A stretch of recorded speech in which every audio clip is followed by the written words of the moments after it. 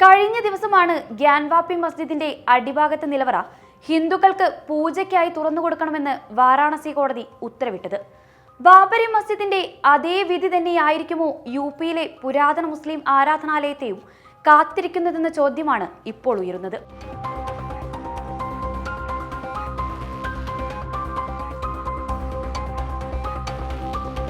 1949 ബാബരി മസ്ജിദിനകത്ത് വിഗ്രഹപ്രതിഷ്ഠ നടത്തിയത്. എന്നാൽ 1985 ബാബരി ഭൂമിയിൽ ഹിന്ദുക്കൾക്ക് ആരാധന നടത്താൻ അനുവാദം നൽകിയതാണ് പിന്നീടുണ്ടായ നിയമവ്യവഹാരങ്ങൾക്കും അയോധ്യ പ്രക്ഷോഭത്തിനുമെല്ലാം കാരണമായത്. അന്ന് പ്രധാനമന്ത്രി രാജീവ് ഗാന്ധിയാണ് ഹിന്ദുക്കൾക്ക് ആരാധന നടത്താൻ അനുവാദം നൽകിയത്.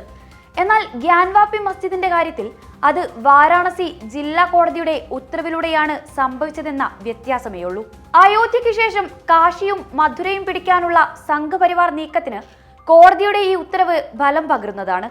സംഘപരിവാറിന് അനുകൂലമായി ആർക്കിയോളജിക്കൽ സർവേ ഓഫ് ഇന്ത്യയുടെ ഗ്യാൻവാപ്പി പരിശോധനാ ഫലം പുറത്തായതിന്റെ തൊട്ടടുത്തയാഴ്ചയാണ് ഈ കോടതി ഉത്തരവെന്നതും ശ്രദ്ധേയമാണ്. 1991 ഹിന്ദു ദൈവങ്ങളായ ശിവൻ, ശൃംഗാർ ഗൗരി, ഗണേശൻ എന്നിവർക്കു വേണ്ടി 3 പ്രാദേശിക ഹിന്ദു സ്ത്രീകൾ വാരാണസി സിവിൽ കോടതിയിൽ പട്ടയം തർക്ക കേസ് ഫയൽ ചെയ്തു.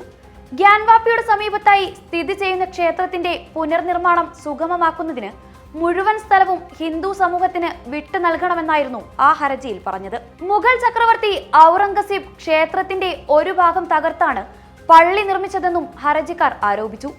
അയോധ്യ പ്രക്ഷോഭം ശക്തമായ കാലത്താണ് ഈ നിയമ പോരാട്ടം ആരംഭിച്ചത്. ഏതാനും മാസങ്ങൾ കഴിഞ്ഞ് ബാബരി മസ്ജിദ് തകർക്കപ്പെട്ടതിന്റെ പശ്ചാത്തലത്തിൽ നരസിംഹറാവു സർക്കാർ ആരാധനാലയ നിയമം കൊണ്ടുവന്നു. അതോടെ ഗ്യാൻവാപ്പി അടക്കമുള്ള ക്ഷേത്രങ്ങളുടെ ഉടമസ്ഥതയെ ചൊല്ലിയുള്ള തർക്കങ്ങൾക്ക് താൽക്കാലിക വിരാമമായി. 1997 സിവിൽ കോടതി ഇക്കാര്യം അംഗീകരിച്ച് ഹർജി തള്ളുകയും ചെയ്തു.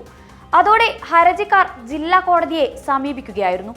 ജില്ലാ കോടതി കേസ് വീണ്ടും പരിഗണിക്കാൻ കീഴ്ക്കോടതിയോട് ആവശ്യപ്പെടുകയും ചെയ്തു.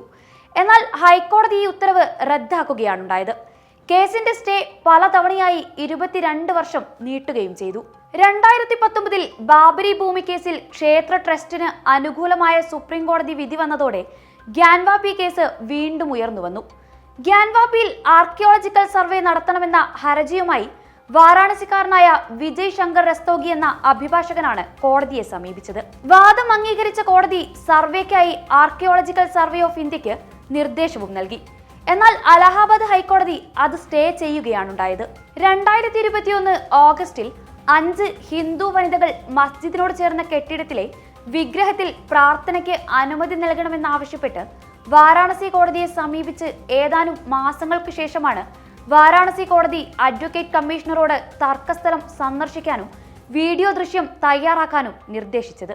2022 മെയ് 16 സർവേ അവസാനിക്കുകയും ചെയ്തു.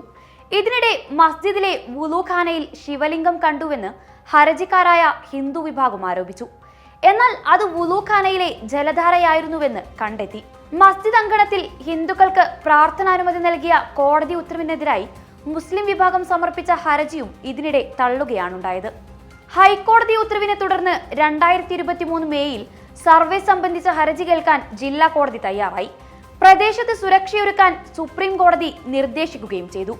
തൊട്ടടുത്ത മാസം ഹിന്ദു മതവിശ്വാസികൾക്ക് ഗ്യാൻവാപ്പി അങ്കണത്തിൽ പ്രാർത്ഥന നടത്താനുള്ള അവകാശം നിഷേധിക്കാനാവില്ലെന്നും അത് ആരാധനാലയ നിയമത്തിന്റെ പരിധിയിൽ വരില്ലെന്നും ഹൈക്കോടതി വിധിച്ചു. ഇതേ തുടർന്ന് ജൂലൈയിൽ മസ്ജിദിൽ ശാസ്ത്രീയ പരിശോധന നടത്താൻ ജില്ലാ കോടതി ഉത്തരവിടുകയും ചെയ്തു. പരിശോധനാ ഫലം ഡിസംബർ 18 സമർപ്പിച്ചത്. കഴിഞ്ഞയാഴ്ച ഫലം പുറത്തുവിടാൻ ആർക്കിയോളജിക്കൽ സർവേ ഓഫ് ഇന്ത്യ അനുവാദവും നൽകി. മസ്ജിദിന് താഴെ ക്ഷേത്രാവശിഷ്ടങ്ങൾ ഉണ്ടായിരുന്നുവെന്ന തരത്തിലുള്ള റിപ്പോർട്ടുകളാണ് പിന്നീടുള്ള ദിവസങ്ങളിൽ പുറത്തു വന്നത്.